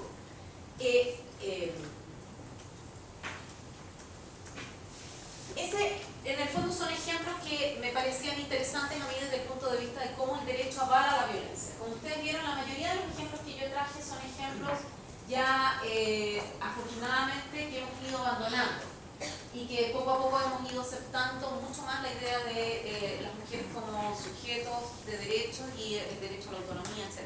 Sin embargo, por eso es que traje a la luz el tema del aborto terapéutico, porque me parece que es un ejemplo de una violencia avalada aún por el derecho, donde no permite ningún tipo de ponderación. El segundo tipo de formas de relación entre el derecho y la violencia es el derecho tolerando la violencia. O sea, el derecho no dice nada, no hay regulaciones, pero simplemente acepta que se produce y no hace nada al respecto. El ejemplo que les traigo acá es de la Comisión de Verdad en Guatemala, que señala, según los testimonios recibidos, el porcentaje de mujeres víctimas equivale a 1/3 de los hombres, a lo que me refería anteriormente, el tema del porcentaje. 25% frente a un 75% del total de víctimas de violaciones de derechos con sexo conocido. Estos porcentajes se presentan relativamente constantes en ejecuciones arbitrarias. 23% de mujeres frente a un 77% de hombres. Y tortura, 23% frente a un 77%. En el caso de privación de libertad, 21% frente a 79%. Y otras violaciones, 22 frente a un 78%. El porcentaje de hombres víctimas sube y el de las mujeres baja. En la desaparición forzada, el porcentaje de hombres sube aún más, 12% de mujeres y 88% de hombres. Como se puede apreciar en la gráfica, la violencia de género se refleja de modo específico en la violencia sexual, en la que el porcentaje de víctimas mujeres alcanza el 99% de los casos registrados. En el caso de muertes por desplazamiento, las mujeres víctimas superan la mitad del total de víctimas, 51 contra 40. Informe de Guatemala, memoria de me parece a mí que este es un buen ejemplo de avalar, donde el derecho no dice nada, pero está en silencio, no porque haya habido más violencia sexual contra las mujeres, sino porque durante todos estos procesos de reconocimiento de qué es lo que está pasando, y es lo que hablábamos ayer con las dictaduras en general, ha habido una disminución del tema de violencia sexual, de tratar de no ver el tema de la violencia sexual como un problema de violencia generalizado. En el derecho internacional lo vemos con los tribunales Yugoslavia, bueno, Nuremberg primero, después Yugoslavia. Entiendo que algunos de ustedes han estado tomando un curso de Derecho Internacional Humanitario y tal vez han visto ustedes en este curso también el tema de cómo la violencia sexual fue absolutamente, primero fue absolutamente invisible frente a los otros tipos de daños que sí se reconocían como que habían ocurrido. Y uno de los problemas por los cuales se invisibiliza tanto es porque es difícil de probar, que es lo que hablaba también el primer día. Es difícil hablar de violencia sexual porque cómo se prueba la violencia sexual, hay toda una cosa como que complica, como que la gente no quiere hablar de violencia sexual, ¿no? Es inoportuno. Hay algo con la violencia sexual que hace que la gente no quiera, que lo encuentra más difícil que hablar de tortura, de mutilaciones, de electrocutación, cualquier otro tipo de daño que es más generalmente aplicable tanto a varones como mujeres. Lo vemos mucho menos en violencia sexual, es mucho más complicado. Los otros ejemplos de violencia avalada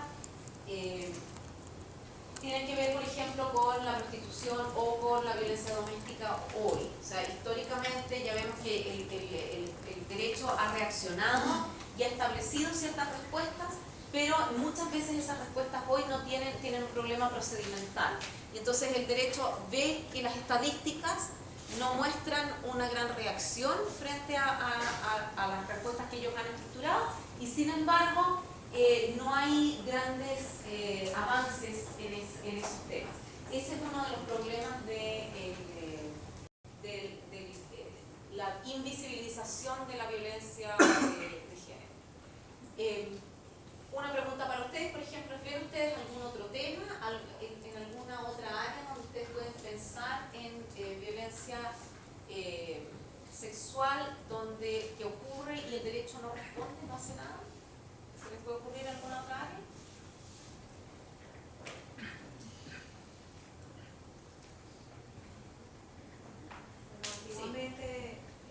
Antiguamente, porque ya pues ha cambiado, en Puerto Rico el tema del hostigamiento sexual en el empleo era algo que pues una mujer acusaba, al jefe de que la acosaba sexualmente en el empleo y eso era como que no puede ser, ella miente, pero ya pues hoy día la legislación ha ido cambiando y se ha tomado el tema mucho más en serio, incluso se han procesado a políticos muy conocidos en Puerto Rico pues por situaciones como esa bien recientemente. En ese sentido, pues en Puerto Rico ha habido un avance significativo en ese aspecto. O sea, lo que es interesante además de estructurar la relación del derecho con la violencia desde el punto de vista de aceptado, tolerado, prohibido, es que en algunos temas uno puede encontrar como una situación lineal, donde efectivamente se ha pasado de aceptado a tolerado y a prohibido. Y tal vez el acoso sexual sea uno de esos temas, donde pasó cuando nunca estuvo regulado como algo aceptado, siempre fue tolerado. Básicamente porque no existía, no se entendía como un daño que se construye después, así, bueno, mira, esto es lo que pasa. Pero hay, por ejemplo, temas interesantes donde es complicado cuál es la relación del derecho con estos temas es la pornografía. ¿Cuál es la relación del derecho con la pornografía? El derecho prohíbe la pornografía, acepta la pornografía, la acepta por un tema de libertad de expresión. Ese es un tema muy complejo. Si el derecho, ¿cuál es la posición que debe tener el derecho frente a la pornografía? Y ahí hay divisiones, cruces ideológicos, donde hay muchas personas que apoyarían todas las causas de las mujeres y no apoyan el tema de la pornografía, por ejemplo. Porque consideran que la pornografía debe ser autorizada porque es parte de la libertad de expresión. Es un poco como la poligamia. En el sentido que hay, que a priori uno dice, bueno, pero la pornografía es libertad de expresión y uno tiene que aceptarla porque es libertad de expresión. Entonces, pero uno ve los resultados, qué pasa con los resultados, qué es lo que muestra la pornografía. Y entonces ahí es donde se complica la situación, porque la pornografía generalmente muestra una situación de control y describe a unas mujeres que están absolutamente sometidas placer sexual, etc. Entonces hay toda una sumisión, violencia, muestra mucha violencia, hay tipo de pornografía más dura que efectivamente se hace con mujeres violentadas. Entonces la pornografía es un tema, por ejemplo, complicado frente a si debe ser prohibida o si debe ser tolerada o si debe ser autorizada incluso. No sé qué opinan ustedes. Yo opino que eso es muy relativo, porque lo que es pornografía para unas personas no lo es para otras. Por ejemplo, yo considero, ¿verdad?, mi carácter personal, y espero no ofender a nadie con este comentario, pero yo considero que un programa de televisión en un horario de las 7 de la noche, un canal principal, mostrando a estas modelos muy bonitas con cuerpos voluminosos, parcialmente cubiertos y semidesnudas, es un tipo de pornografía. Sin embargo, los medios no lo consideran así, ¿verdad? Entonces yo considero que el tema de la pornografía es, como usted mencionaba anteriormente, algo así como lo de la poligamia, que unos a favor, otros en contra, y lo que para uno está bien, para otro está mal. Es complicado, es un tema complicado, porque efectivamente hay cruce de derechas, libertad de expresión por una parte y igualdad de género por otra. O sea, ¿quiénes son los consumidores de pornografía? ¿Quiénes son los productores de pornografía? O sea, no es un tema tan... El tema es que un análisis de género de la violencia exige un replanteamiento de las preguntas con las que nosotros llegamos a construir los objetivos tánicos. Entonces, es un análisis demasiado simple de decir, bueno, la pornografía tiene que ser aceptada porque es parte de la libertad de expresión. Por otro lado, prohibir la pornografía no sé si genera los resultados que queremos esperar tampoco. O sea, no sé si tiene el efecto esperado o no tiene el efecto esperado. ¿Comentarios? ¿Usted se refiere a que prohibir la pornografía sería algo similar como lo de la prohibición de la marihuana, que dice, pues quiten la prohibición de la marihuana y así no va a haber tanta economía subterránea con eso? Entonces, si claro, bien te dice, al no prohibir la pornografía, pues ya no va a ser considerado algo como tan dañino. Sí. O sea, más que eso, en el fondo es si tú prohíbes la pornografía, en el fondo no estás generando un mercado negro mucho más profundo, más difícil de ¿qué es lo que pasa con la prostitución? O sea, pornografía, prostitución, son exactamente los mismos problemas. Jesús. Es que el problema que yo veo con prohibir la pornografía es que pasaría lo mismo que pasa con todas las drogas y con todo lo que se dice que no lo hagamos. Buscamos la forma de hacerlo. Lo cual lo hace peor aún, porque entonces que se hace de forma clandestina, pues se busca hacerlo peor que se puede hacer para que, pues, si me cogen, pues que me cojan haciendo lo más malo. Y yo creo que ese sería el efecto a largo plazo. O sea, no sería tanto que se eliminaría por completo. Bueno, hay mucho debate sobre si... Básicamente, la pregunta es si la pornografía es violencia sexual per se o no. O sea, que efectivamente ese es un problema. ¿Es consentida o no es consentida? ¿Qué es lo que hace que las mujeres hagan pornografía, por ejemplo? Hay mercado. Eso es un trabajo para muchas técnicas, o sea, lo ven como trabajo, un método de ingreso. Eso se da mucho con personas extranjeras, que eso a veces es la puerta más fácil para poder subsistir en algún otro sitio, no serías consciente. Sí. José.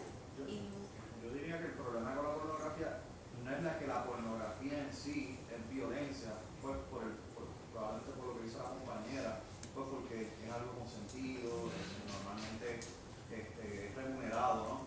Yo diría que el problema ya de violencia podría ser en cuanto al efecto que tendría la pornografía sobre la salud sexual de la persona, ¿no? Entonces ahí es que hay que empezar a evaluar cuán violento, ¿verdad? Y qué efecto tiene, ¿no? O sea, si la pornografía genera unas ideas respecto de la sexualidad de las mujeres y se reproduce esa idea de que de la objetivación de las mujeres como un objeto de consumo, ¿qué genera eso en las sociedades? ¿Es eso? ¿Cómo determinamos la violencia? Si la vamos a determinar individualmente, si la persona que está ejerciendo o que está trabajando en pornografía está siendo violentada ella, o si la violencia es un asunto que sobrepasa al individuo específico que está ejerciendo esa función, y estamos hablando de una transmisión o una producción de violencia en la sociedad generalizada. Estamos generando reproduciendo modelos de violencia de género. Puede sonar un poco far-fetched, pero si vamos a prohibir la pornografía, tenemos que prohibir las películas de Disney, porque es que tienen el mismo concepto de la objetificación de las mujeres. Puede que yo no me opusiera. Las princesas y perdón. Que puede que yo no me opusiera a que se tuviera que prohibir las películas. Tiene el mismo, el fin es el mismo, la objetificación y un estándar de relación que es Disney le hace a las niñas lo que le hace a la pornografía a los hombres, que es crear unos estándares irreales de lo que es la pareja. O sea, el príncipe azul y la actriz porno. O sea, hay un paralelismo. Príncipe azul y la actriz porno. O sea, la princesa finalmente terminó siendo actriz porno. Pero si nada más te explica Blancanieves, ya estamos brincando a que es pornografía, ¿no? No, pero yo creo que la relación que Ramfis está haciendo es que estamos de todas maneras jugando con estereotipos donde la mujer es un objeto y no es un sujeto activo. Disney ha tratado de cambiar esas cosas mostrando estas nuevas princesas autónomas y todo. Es bien interesante. Hay si me permiten mostrarles una pequeña, no sé si lo voy a encontrar, para lo que voy a pedir probablemente que pongamos pausa porque no tengo autorización a mi... ¿Se puede poner pausa? Bien. Ahora, decir que las princesas, bueno, yo creo que las princesas sí que eran objeto de violencia, pero las princesas es complicado, digamos, pero básicamente el problema de la pornografía, el problema de la prostitución genera es bien complicado desde el punto de vista de la violencia. ¿Qué es lo que genera violencia y qué es lo que genera agencia para los individuos que deciden hacer algo? O sea, el problema de la pornografía o de la prostitución es que una opción una posición indica que estas personas están siendo objeto de violencia, aun cuando ellas no lo sepan. Están siendo parte de una maquinaria que está llamada a cubrir un mercado mayoritariamente masculino que tiene un cierto deseo y tiene una cierta idea de qué es lo que tienen que ser las mujeres, que es sumisa, sexualmente pasiva, o cuando son sexualmente activas, un tipo de deseo que está fijado por un mercado masculino. Esa es una opción. Pero la otra opción es pensar en la pornografía y la prostitución como actividades que dan agencia, que dan poder a las mujeres para definir qué es lo que quieren hacer con sus vidas. ¿Qué es la otra posición? Entonces, bueno, la mujer que decide estar en pornografía es una mujer que eligió, aun cuando sea por tema económico, eligió estar ahí. La mujer que ejerce la prostitución es una mujer que eligió estar ahí y que lo hizo, ya sea porque por razones económicas lo hizo. Independiente, el tráfico es otra cosa. Esta postura indica que el tráfico de mujeres es otro tipo de violencia y que es violencia de género, pero que es un tipo de violencia diferente, que hay que separarlo de la prostitución. La otra postura, la primera, no hace una diferenciación entre prostitución y tráfico, porque parte de la base que nadie toma voluntariamente esa decisión, sino que es una decisión que está forzada por un tipo de mercado, por un tipo de sociedad que ha impedido que esa persona tenga otra opción. Entonces tiene un mercado sexual con alguien que está dispuesto a pagar y no tiene nada más, no hay otra opción. Lo único que hace a una mujer valorable económicamente es su cuerpo. La otra posición, en cambio, señala, bueno, hay muchas personas que están en esa posición de tener una opción económicamente rentable y el separar a las de este otro grupo de personas que tienen solo una opción económicamente rentable es victimizar a las mujeres y desempoderarlas. O sea, partir de la base que todas las mujeres que eligen prostitución son mujeres esclavizadas es repetir el patrón de mujeres sin poder, como si las mujeres no fueran capaces de tomar decisiones correctas. Me gustaría, si es posible, antes de entrar al tercer elemento, que es el elemento del derecho protegiendo ciertos daños específicos, me gustaría, como veo que tenemos un poquito de tiempo, hacer un ejercicio sobre, tal como lo hicimos ayer, y si no les molesta, hacer un ejercicio de nuevo de solicitud frente a la Comisión Interamericana. Esta vez, en vez de hablar de familia, hablar de prostitución, precisamente. Entonces, yo les voy a dar un caso hipotético. Ustedes van a definir si es que pueden defender a Ana o no pueden defender a Ana. ¿Les parece? ¿Sí? Porque siento que yo no hablo tanto y es más entretenido si ustedes trabajan también y traen sus propias ideas, que siempre son avanzadas.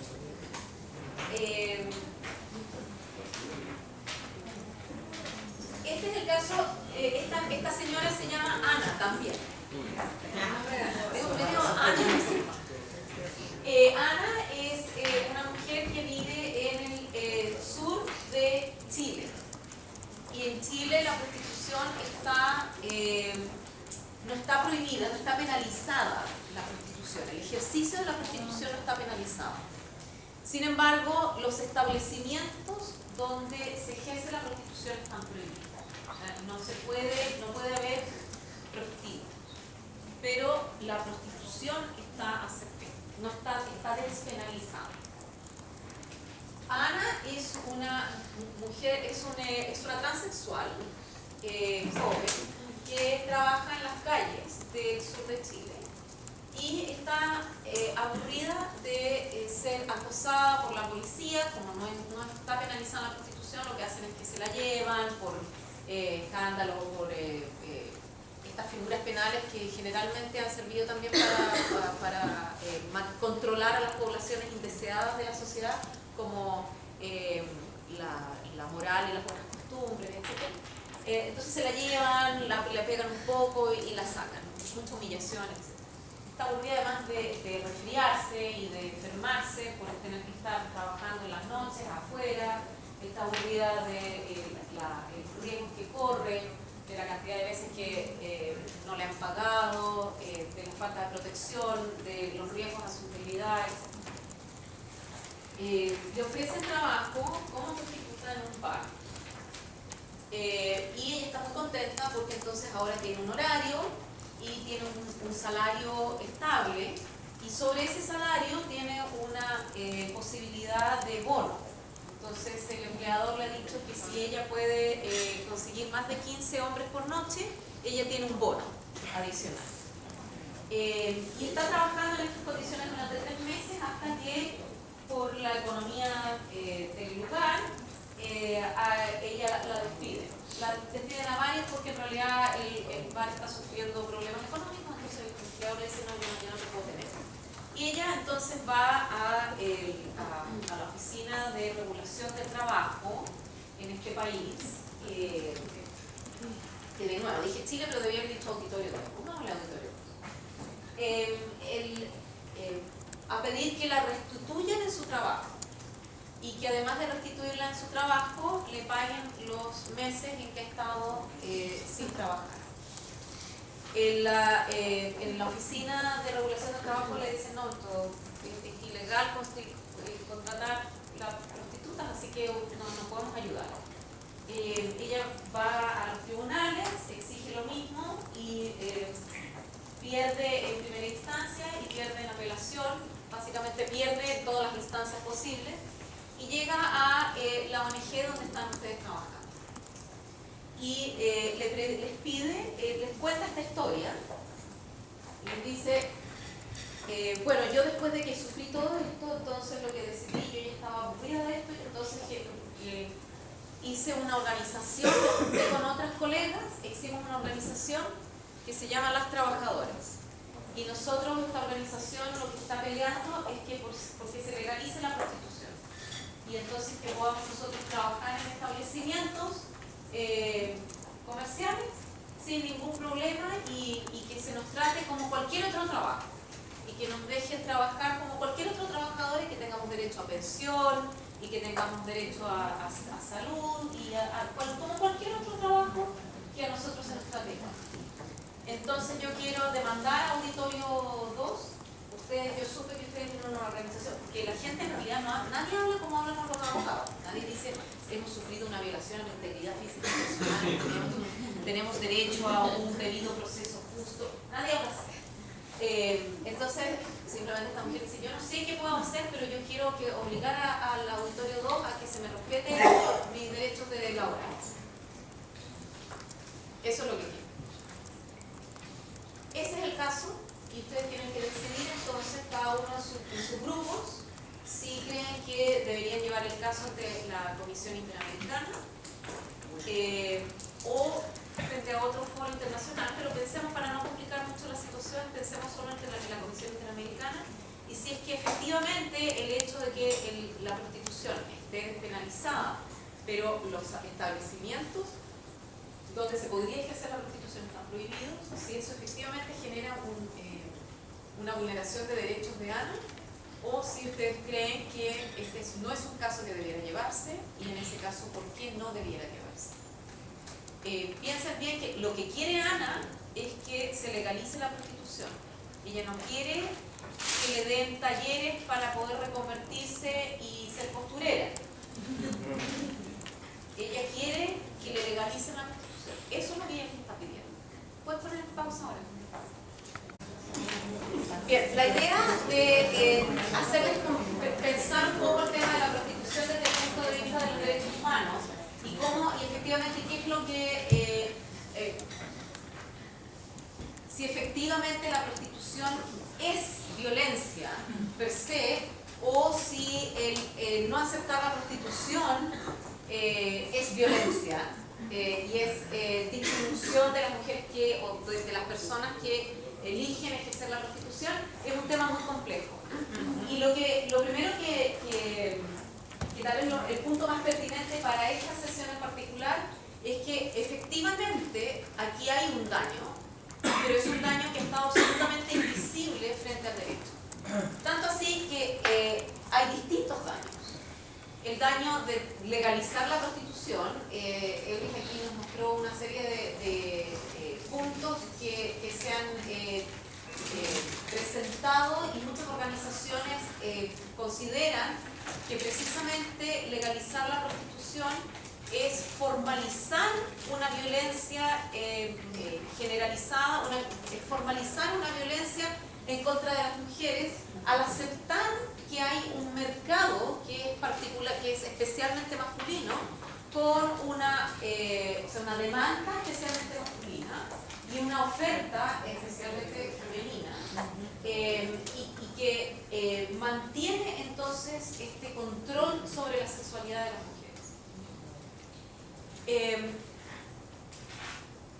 La otra parte, la otra posición, que es la que defienden muchos de ustedes, es que ANA es libre para decidir qué hacer y que ella tomó una decisión libre.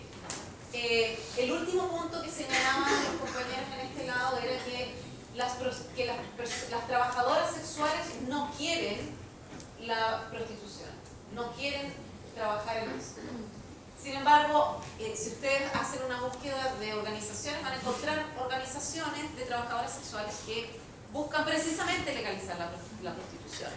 El contraargumento, obviamente, es que la verdad es que ellas no tienen otra opción, aunque en el fondo las opciones que se le han dado en la vida a estas mujeres las llevan a que la única opción que tengan es entrar a este mercado desbalanceado donde hay una oferta, donde hay una demanda de sexo pagado y donde hay unas mujeres que lo único que pueden hacer entonces para poder vivir es eso.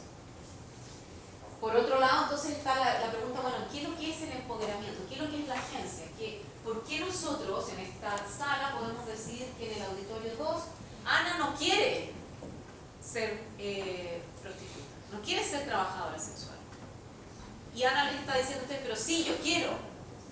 Yo no quiero que me den cursos de costurera. Lo que quiero es que me dejen ejercer el trabajo sexual en forma segura y que me traten igual que cualquier otra persona. Porque si a mí me trataran dignamente como cualquier otra persona, entonces el trabajo sexual no estaría estigmatizado de la manera que está ahora. Eso es lo que quiero. La respuesta es no, es que tú no quieres eso. En un mundo distinto tú querrías otra cosa. Lo que pasa es que no se está dispuesta a cambiar eso. Bueno, el tema es ese. Ahora, hay una discusión más sobre el libre mercado también, sobre, bueno, políticas de libre mercado. Vamos, si aceptamos que hay un mercado, entonces aceptamos que efectivamente hay trabajadoras sexuales que debían ser aceptadas, igual como aceptamos a los trabajadores en la extracción de la minería, que es una función igualmente arriesgada, que genera problemas a la salud, igualmente como lo genera el trabajo sexual. Pero hay otras aristas también en esto, que tienen que ver con por una parte uno puede decir, bueno, el trabajo sexual legal significa que la mujer puede ganar dinero con su cuerpo. Y la razón de la prohibición ha sido que la mujer nunca ha tenido control sobre su sexualidad. La mujer no decide qué hacer con su sexualidad. Y por lo tanto, cuando decide ganar dinero con su sexualidad, se le está prohibido. Que es la misma razón por la que la maternidad subrogada, por razones económicas, estaría prohibida. Y que la mujer solo puede ejercer su sexualidad por razones filantrópicas o por razones familiares o por razones emocionales, pero no por razones económicas. Esa es una forma de mirar el trabajo sexual como con agencia, con autonomía por parte de las mujeres. Pero el otro lado igualmente viable es al que se refería, me parece que, no sé si eran ustedes, ¿alguna de ustedes se refería a esto? Al problema de reforzar entonces, a través del ejercicio de darle agencia a las mujeres para que haya prostitución, trivializar el uso de las mujeres como objeto de satisfacción sexual. Entonces, en las sociedades donde se legaliza la prostitución, a las 12 del día, a la hora de almuerzo, hay unas filas de hombres que están ahí listos para un quickie y que les vale $20. Entonces, bueno, almuerzo o un quickie y un quickie. Y entonces hay toda una fila de personas, de hombres, donde se ha trivializado ya el mercado de la compra del sexo, donde todos pueden tener acceso. Entonces se economiza, se hace un objeto de mercado la sexualidad de las mujeres. Las dos opciones son complejas y las dos opciones tienen una arista donde se puede mirar a las mujeres como objetos de violencia o como sujetos de derecho. No es tan simple. Y esto que estoy diciendo va a ser altamente criticado por muchos grupos feministas, porque para mucha gente no hay otra opción, no hay cómo verlo. O sea, lo que él leyó es un decálogo que para muchas organizaciones es la única opción. Y efectivamente, uno de los temas es que aparentemente en los lugares donde se ha legalizado la prostitución ha habido mayor tráfico. Entonces, ahí parece una conexión entre el tráfico y la prostitución legal, que obviamente complica la discusión, porque no podemos decir entonces que efectivamente que no hay un problema, que no se genera un problema social mayor cuando se legaliza la prostitución. Había dos manos levantadas. Giancarlo.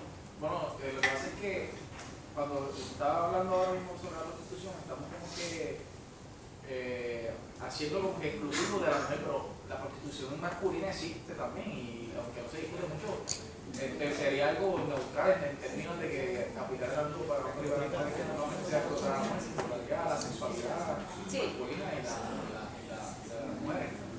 Y era otro tema que más justo, vamos a ¿Algún otro comentario? Bien, quiero cerrar con las respuestas del derecho internacional a la violencia. O sea, hay muchos temas y una de las cosas que me hubiera gustado hacer con ustedes y tal vez ni lamento no haber tenido tiempo para hacer es que ustedes piensen otros temas de violencia tolerada por el derecho. Todos los temas que tienen que ver con violencia que no está regulada, que no existe. Tampoco hablé de la violencia de género exclusivamente, que es un problema serio, pero sí hablé de eso un poco en el primer día. La violencia como en el caso del campo algodonero, o en Guatemala donde se ha tipificado el femicidio. Y si es bueno o es malo tipificar el femicidio.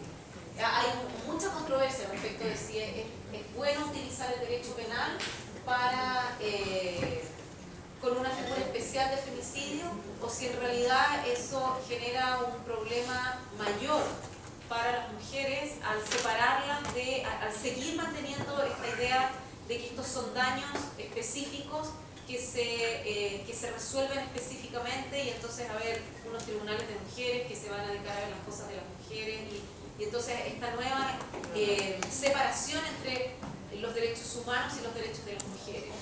Los daños generales y los daños específicos de las mujeres que en realidad se ven solo entre las mujeres. Entonces tiene un tema el femicidio que es un poco complicado. Pero quería terminar mostrándoles el caso de, yo no sé si alguno de ustedes también lo habrá estudiado, el caso de Jessica Lenahan. Bueno, el caso de Jessica Lenahan primero contra Castro en Arkansas y luego Jessica Lenahan contra Estados Unidos. Este es un caso de violencia doméstica de una mujer que se separa del marido y que tiene 3 hijas y pide una orden de protección. Tiene una orden de protección en contra del marido.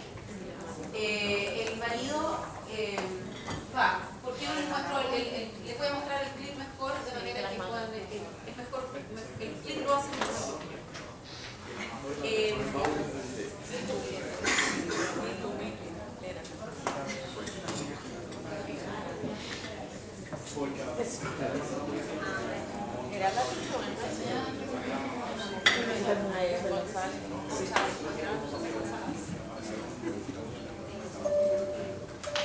Hi, I'm Jessica Lenahan. I'm the petitioner in the case of Jessica Gonzalez versus the United States of America.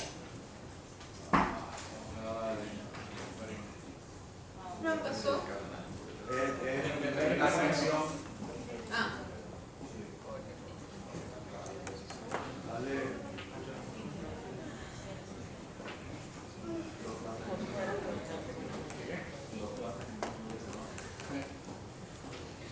Bueno, si no se puede, el punto es que en algún momento volverá, supongo.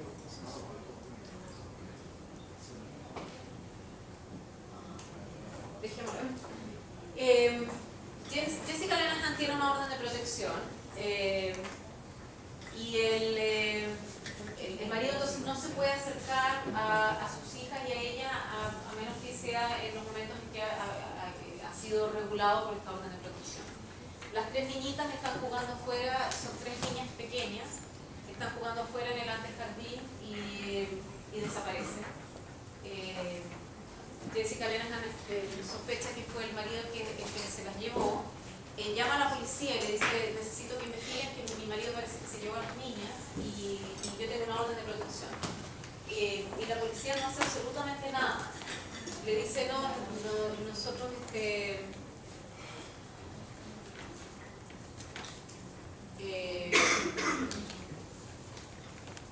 llame más tarde, dice. Después, más adelante se podrá, llame más tarde, seguro que están con el marido. Si están con el papá no va a pasar nada, tienen que estar bien porque están con el papá. Así que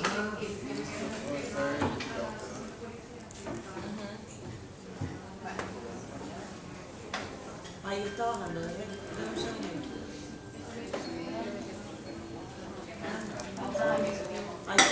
Hi, I'm Jessica Lenahan. I'm the petitioner in the case of Jessica Gonzalez versus the United States of America.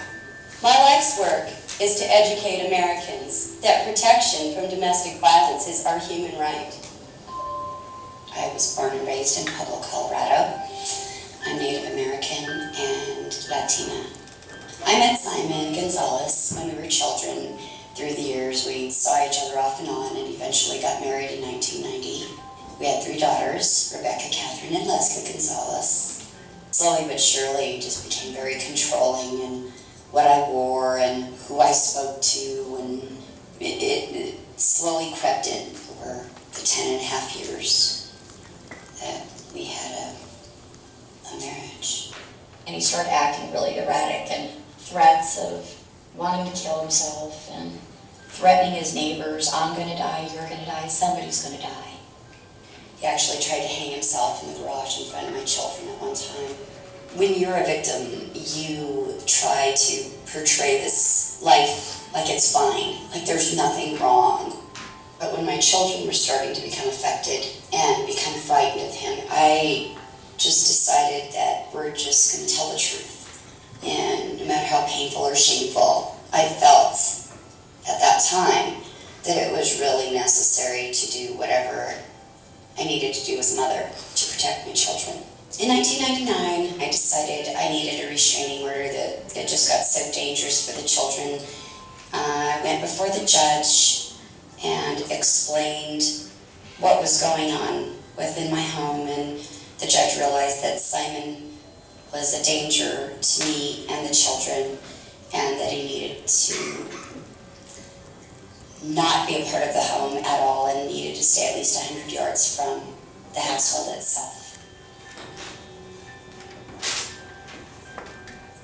On June 22nd, 1999, Simon violated the restraining order by kidnapping the girls from my front yard. I called the police, and dispatch was supposed to send a car out, and I waited hours before they came out, and I called again. I'd given the officers the restraining order when they arrived, and they decided that because Simon was their father, that the children would be fine and they didn't have to look for them. I shouldn't worry,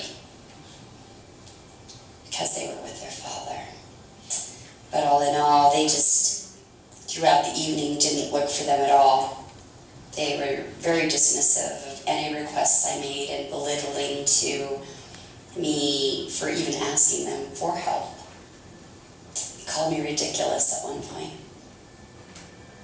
I contacted the police 9 times altogether, twice in person and 7 times over the telephone. At 3:20 in the morning, Simon pulled up in front of the police station after buying a gun and opened fire on the police. And they fired back.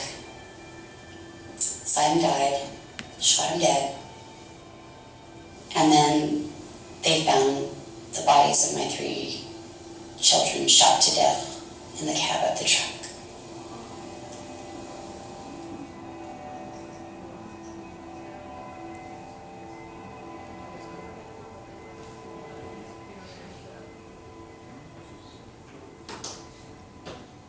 Eventually, it went to the highest court in the land, which was the Supreme Court.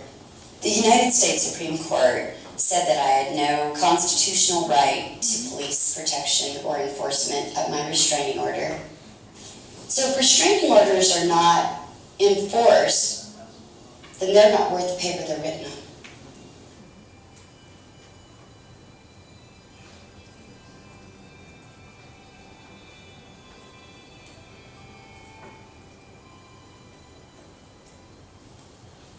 I filed a case with the Inter-American Commission on Human Rights because my human rights were violated by Castle Rock, Colorado for not enforcing a restraining order to protect my children and myself. And my human rights were also violated within the court system for not providing a remedy. I deserve answers, and I deserve to know the truth. I want to know why the police ignored my calls for help. I've been asking these questions for 9 years, 9 long years.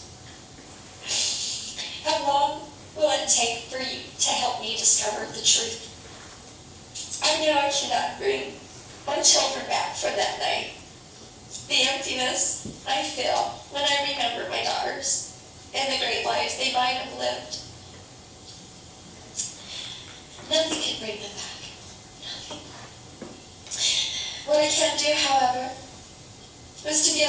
for the voiceless and women who are promised protection in America and then denied it at the moment they're in danger.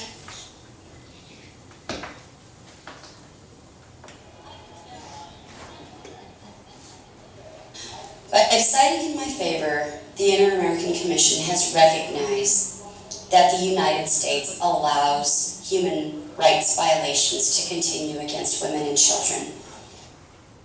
Ok, como no tenemos tiempo solo para de todas maneras mañana voy a tratar de decir unas palabras más sobre esto, pero en el fondo este es uno de los casos donde la Comisión Interamericana interviene en base a su jurisdicción por violación a la Declaración Americana de Derechos Humanos y lo que es interesante en este caso es que lo que se discute es si efectivamente, bueno, en este caso si Estados Unidos violó los derechos de Jessica González y de sus hijas, derecho a la integridad personal, derecho a la vida, y la comisión llega a la conclusión de que sí hubo una violación. Y la razón por la que la hubo es porque no había ningún remedio que impidiera, que obligara a la policía a actuar.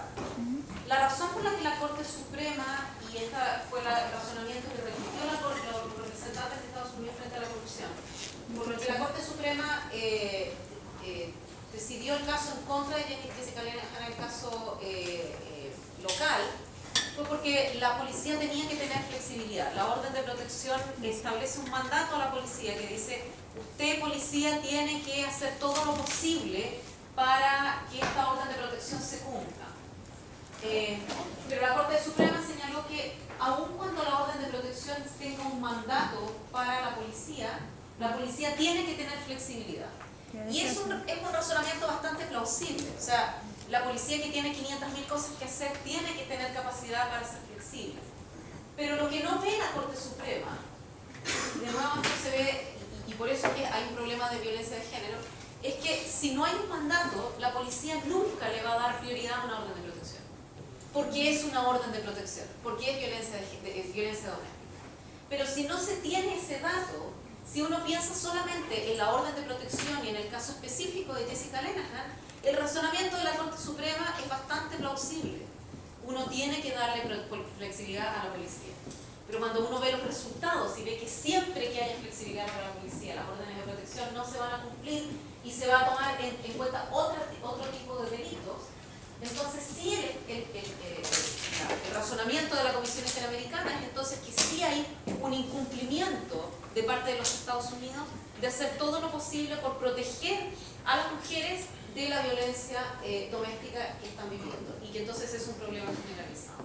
Tenemos que terminar aquí, creo que me pasé incluso 5 minutos, así que nos vemos mañana, lo lamento tanto, a las 8:30 de la noche.